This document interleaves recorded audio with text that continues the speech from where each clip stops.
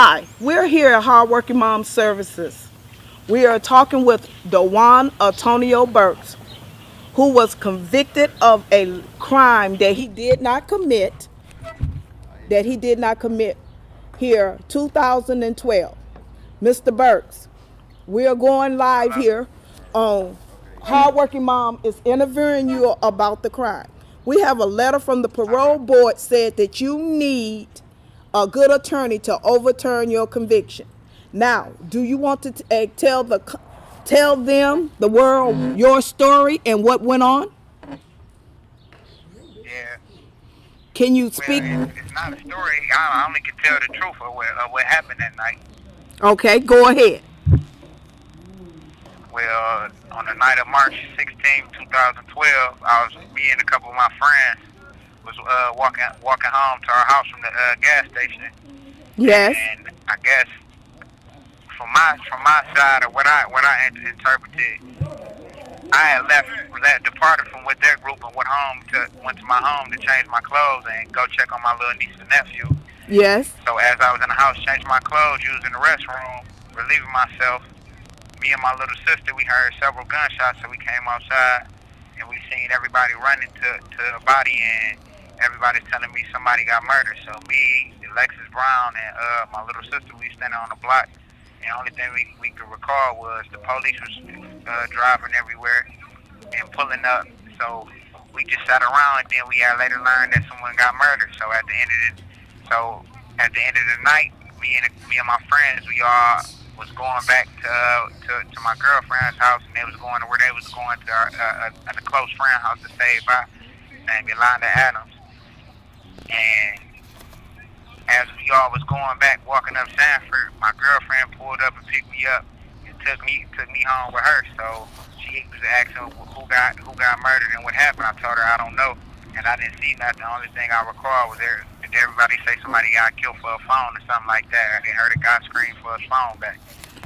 So Now I want the to next ask day- you. I want to ask you a question because I have in my transcripts here. It says that on the stand that your sister testified saying that they seen the guy bring the phone in the house and sell it to you, but you didn't know it was stolen. Am I right? Yeah, that happened the next day.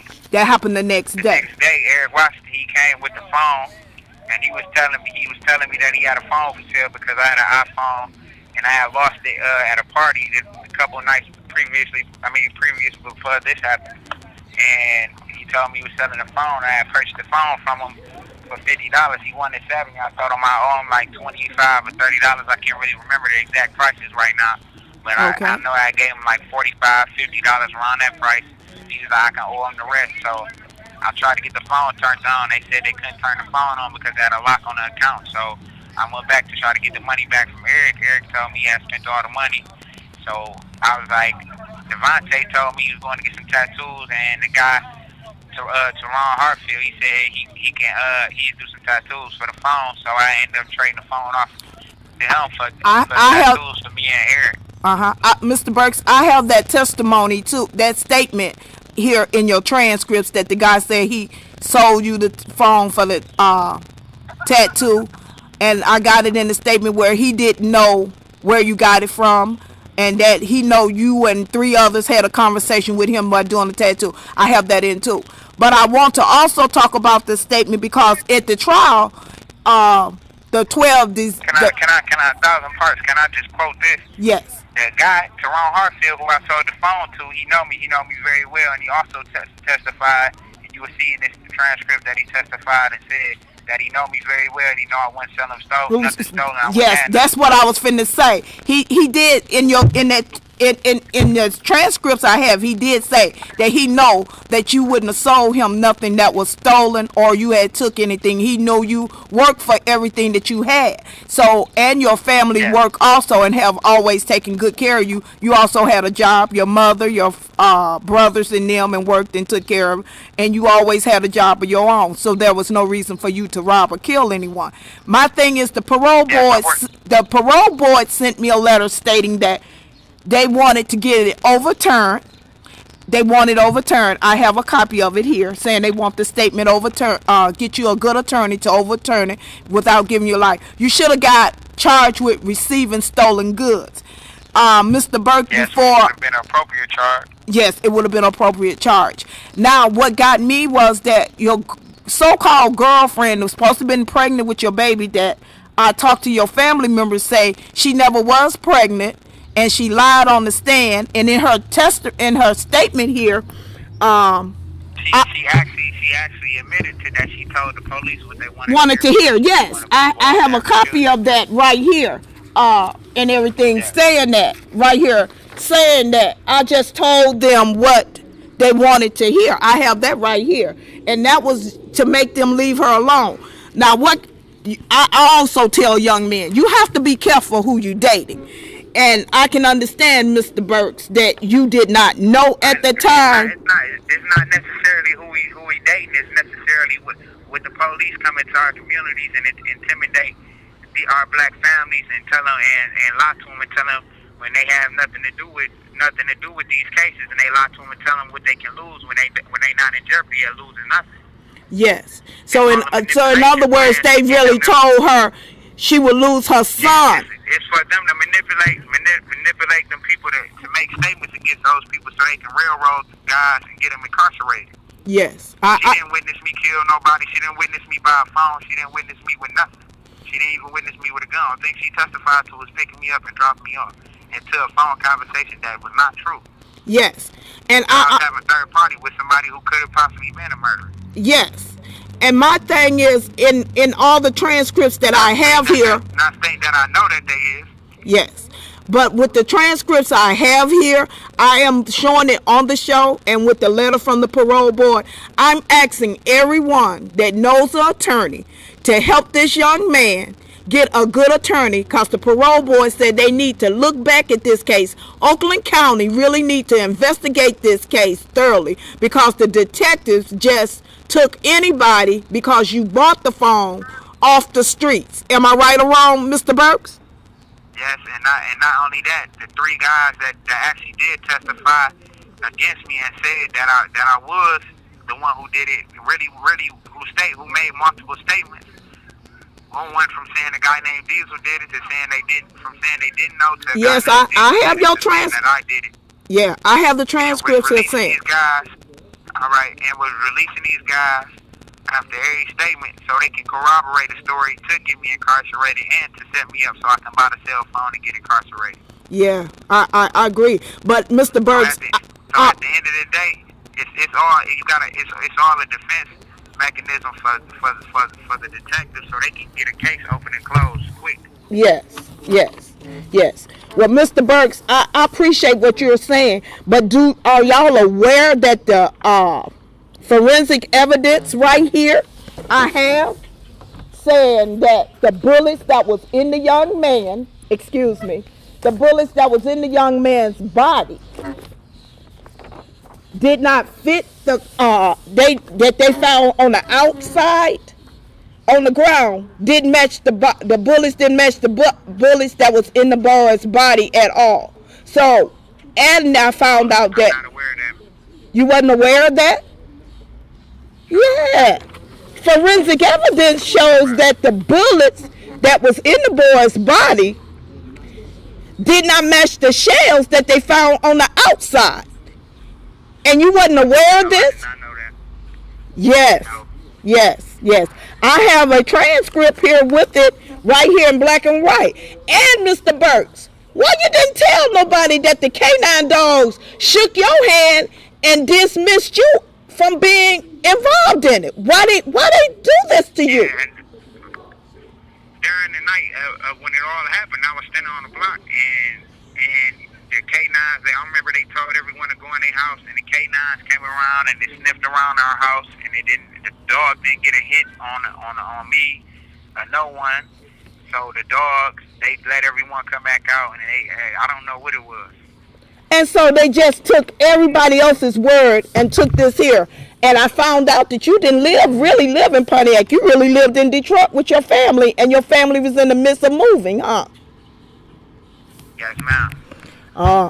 Well, Hardworking Moms is going to beg the stations, Channel 20 and anybody out here, to help get an attorney to represent you and to start a bank account to put away for an attorney. And the first donation going to start July 1st of $150 into an account for Dewan Antonio Burks to get a attorney. And I'm begging anyone out there that knows an attorney to willing to take this case and willing to talk to Mr. Burks. And the parole board said need to be overturned. I have a copy of the letter from the parole board here stating that. And it's just a shame how our young people get locked up for something they didn't do. And Mr. Burks, we're going to continue to pray. And I'm hoping you're enjoying the letters and cards and the ministry letters that we minister to you from Hardworking Moms and trying to help you. Yes, and I appreciate all you have done, because you all have lives that y'all need to get to. And You have 1 minute remaining. And I appreciate that you all are taking the time out to at least try to help, because my case is not the only case like this in this cruel system. And I appreciate that you all took the time out to shed a little light on my case and someone that actually believed me, because I'm around these COs and corrections officers that's supposed to be here to help better guys and prepare us to come out to society that don't really care and actually come here to cause harm to guys and make guys worse. So when guys come out there to society, they don't trust no one, and they knock that trust down. Let alone we have our detectives and police in our own neighborhood doing it. Now we got to come in here and deal with this every day. And I appreciate and I love you all for it. And I'm just gonna stay optimistic about the situation and pray that I get help. Well, while I'm having a minute or two before you get a chance to hang up, I have your stepfather here, Mr. Biffle. Would you like to say a few words to your son? Thank you for using GTL. Oh, he's gone. So, I'd like to invite my guests. I have Mr. Anthony Yarborough here and Mrs. Sylvia that I work with the Democratic board.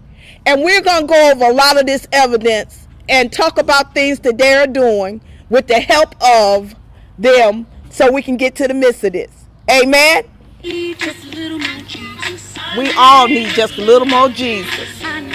So I have a scripture coming from Mr. Yarborough's right quick, and he gonna tell you, Anthony. Yanis. We work hard together. Yes, we do. We did. We work hard It was together. like so many times working together. And, Yeah. 42. 25, 42. 25, 42. 25, 42. Where we is, y'all? 25 and 42. There you go. All right, where we is? Here we 25, 42. go. All right, fine. There we go. All right. I haven't read the Bible in a long time, but I pretty much know it. All right, here we go. All right. For I was hungry, and you gave me nothing to eat. I was thirsty, and you gave me nothing to drink. Interesting. You know, that's been flying around a lot all this week. All right. Seriously. I was a stranger, and you did not invite me in. I needed clothes, and you did not clothe me. I was sick and in prison, and you did not look after me. They also will answer, Lord, when did we see you hungry or thirsty or a stranger or needing clothes or sick in prison and did not help you? He will reply, I tell you the truth. Whatever you did not do for the one of the least of us, you did not do for me. That's heavy. Then they will go away to eternal punishment, but this righteous to eternal life. That's what I'm talking about, the inmates around the world. He say that don't take care of the ones that's locked up. Now, we can be mentally locked up, physically locked up, as well as the young men. So that's what Hardworking Moms does. We take care of inmates that's locked up around the world. Even though if they're guilty or not guilty, we are not to judge. God is to do the judging. Now, Mr. Anthony, what are you doing with your life now since we are no longer campaigning together? What are you bringing? We may campaign again soon enough. So at this time, I'm actually working with GDI, which is a Green Door Initiative. We're doing a conservatory dealing with toxic in the community.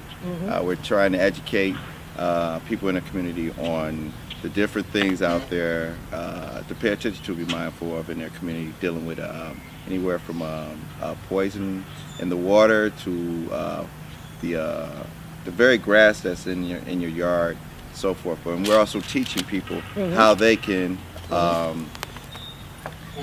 do better in protecting their health through this whole thing. So as we're going, this is a program I just started into, so I'm doing a lot of research on it. So as we go, we're going to be building classes and groups where we could go into and talk to the different people as much as we can, inform as many as we can. And I hear you doing music also. Yeah, I'm working on some music projects as well. All right, some on for movies. Tell them where they can hook up with you at. Yeah, She's really going at it. Yes, I don't have that much time. I know. You can catch me at adyannish712@gmail.com, or you can call me 313-460-9799. We're doing all kind of things from soundtrack and movies on to commercials and so forth. Now, hardworking moms got a surprise. President Obama, before he left the White House, sent me this beautiful letter. Would you like to read it? Here's his picture. Well, I sent the original to my mom. Hi, Mom. Hi, Mom. You want to read the letter? Sure, why not? And Miss Sylvia, while he's about to read the letter, what are you doing with your life now? Well, after the defeat, The defeat. I've been keeping myself busy with different groups, like resistance and indivisible groups, helping. I'm from District 8, but we've been concentrated in immigration here in Very well. in Pontiac, trying to Get the people here in people Pontiac. here in Pontiac, help them, because what they are doing with them is cruel. Taking the moms and the dad and leaving the kids by themselves. Well, here in that's Pontiac. that new president stuff that's going on. Yeah, that's what we thought. We have a lot of work to do Yeah. when the new President guy came I can't in. call the guy president. Came- The Came new- in office. when Trump is in office, we Yeah. have plenty, not just immigration, everything. Diversity is going down the Basically, you drain. got a lot of reality TV going on. Exactly. Yes. Reality TV. going on. So, Then- Mr. Yarbrough, Then for me is I keep going, I keep working for the people. That's my so thing. where can we find you to help you? My email is Sylvia, Silvia, T as in Tom and B as in boy, @gmail.com.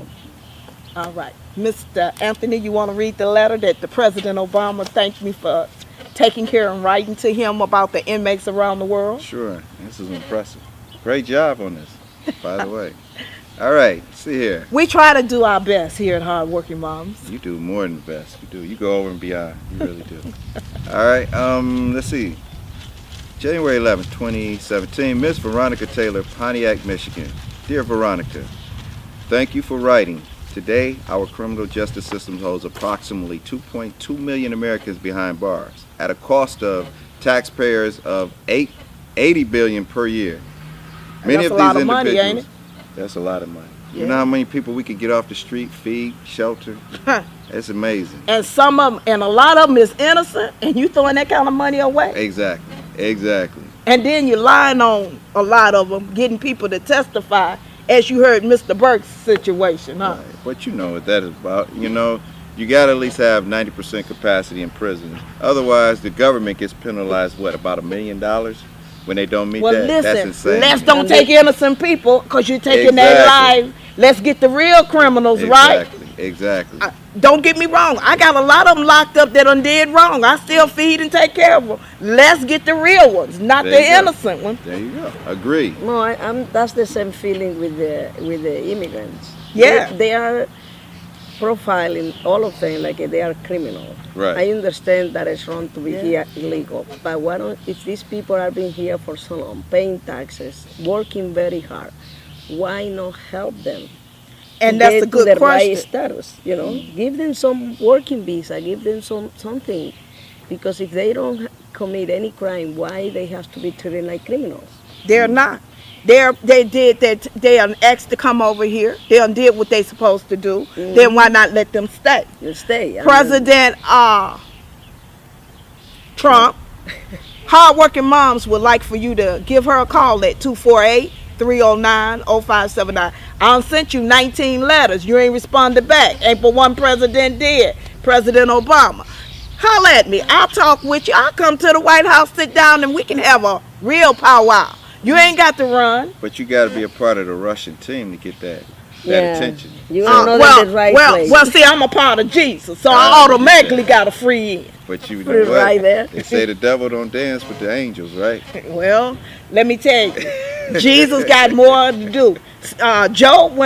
Satan went up there and thought he could walk upon the world up in there and do what he wanted to do too. But he couldn't do it either. He had to ask God before he could touch Job from the crown of his head to the tip of his tongue. Talk to me, Anthony. Talk to me. And that's what we're looking for, right? Right. We're looking for God Got to to intervene and change his mind. There and you go. send things back the other way. Yep. All right, you What- want to what finish I- the letter? what I Finish want to this say letter one for more you. thing here. I would like to call to people that want to run for office. Please, Okay. we need new people, younger, new generation kids. We need new people for the city council in Pontiac. And I think that will help a lot to start helping Pontiac to go forward, because of what we have right now, nothing is happening here. Then let's work hard for Pontiac. All right. Now you want to finish the letter? I'll finish the letter, and then I'd like to interject behind that what she said too. Okay. I'm in support of that. By the way, that cute baby is still stuck in my head. Come on. I have to move All right. on. This Many of costs these you. individuals are violent crimes. Violent criminals who are off the street thanks to hardworking police officers and prosecutors. But many others who are incarcerated are nonviolent offenders whose punishments do not always fit their crimes. We have to make sure that our justice system is fair and effective and is doing what it can to make sure individuals, their families, and their communities are stronger. My administration, President Obama's, has taken concrete steps to enhance public safety while also making our system more just. The Department of Justice has instituted a series of reforms to make the federal criminal justice system more fair and efficient, and to place a greater focus on prosecuting the most serious cases. Through the Justice Reinvestment Initiative, the DOJ is working with the states to develop strategies to lower their incarceration numbers and to reinvest resources into communities and crime prevention services. Too often, the criminal justice system has worked to detriment of young people, especially those communities struggling to overcome poverty and other systematic challenges that widen opportunity gaps. By channeling these resources into early childhood education and issuing discipline guidance to our schools, we are creating pathways to success instead of pipelines to prison. And through initiatives like My Brother's Keeper, which Obama has supported vehemently, we are taking steps to ensure that all young people can reach their full potential. These steps also include promoting reforms to the juvenile system and reaching youth before they are locked into a cycle from which they cannot recover. For currently incarcerated individuals, my administration has supported critical improvements to our prison system that target overcrowding, gang activity, and sexual assault. Additionally, at direction, the Attorney General is putting into action comprehensive recommendations to reform the use of solitary confinement in federal prison systems, including the ban to solitary confinement for juveniles, and it uses the response to low-level infractions. These reforms will hopefully serve as a model for state and local correction systems.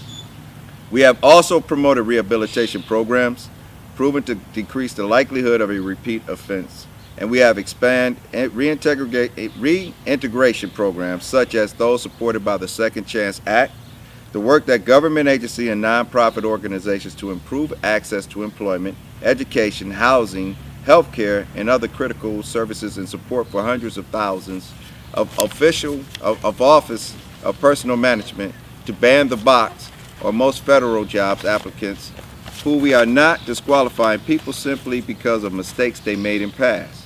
Information about presidential clemency can be found on www.justice.gov/pardon, and resources that can address reentry needs are available at gsgjusticecenter.org/reentry service directory. If you are seeking relief for a state offense, you may wish to contact the governor or another appropriate state authority to determine whether any relief is available under the state. Thank you again for writing Progress, so forth. He's thanking her for her phenomenal work. Now, we only have 5 minutes, and I would like, next time I'll talk about all the inmates and show all the beautiful letters, but we got an important letter here from Rick Worthy. His name is right, boy, Rick. And I would like for Sylvia to read it. Let Anthony read it, he said. I gotta now, read you this. know he just went the parole board. We ministered to him. We have been ministering to him since he's been locked up. Right, yeah, and he's been locked up, and all the guys that before him that went with him under that case are all pretty much free, but this gentleman. Yeah. But he's free, yeah. Yeah, all right. Dear Pastor Biffle, forgive me if I miss some of these words, just trying to understand the writing, but it's pretty good writing. Just wanted to send you a few words to say thank you. I greatly appreciate you writing letters on behalf. God bless you. All I can tell you is if I do get a second chance, I will not waste it, as so many others have. I just want to go and see spend time with my family and real friends, and be able to see my grandchildren grow up, since I was never able to see my kids grow up or be there for them. Feel bad for you on that. So thanks again to you and everyone else who supports me, and I hope I'm released. God bless you, and all the best to you and your family. Sincerely, Ricky Worth. Thank you. Worthy, yes. Now, this is where Mr. Burks was committed, locked up, and said he killed a boy right back here on Auburn Street. Now, as you can see, they could not find any evidence or anything to convict this young man. None of the bullets matched in the young man's body that they found on the outside of the ground. They have a young lady to lie and say, I just told you what you wanted to hear in her statement, as well as they don't know. The young boy was shot with a .45 caliber in the cheek and in the back and stuff. And they would not tell you that Baby Harlem have shootouts every day back there. And he got shot. He was already laying dead when they robbed the dead. They robbed the dead instead of saying that somebody robbed him and took his iPhone and sold it to Mr. Burke. And Mr. Burke is now locked up. So as we leave, we would like to have a few words to say, bow our head and thank God. And don't forget to go to Sylvia's station, email and help her out, and Mr. Yarborough's too. Janish. As well as I'm looking for an attorney from Mr. DeJuan Burks, and we are starting an account for him. Amen. And you can go to vtaylor305@gmail.com and write in, or call 248-309-0579. And may God bless you and keep you. Next time we'll try to stay a little longer.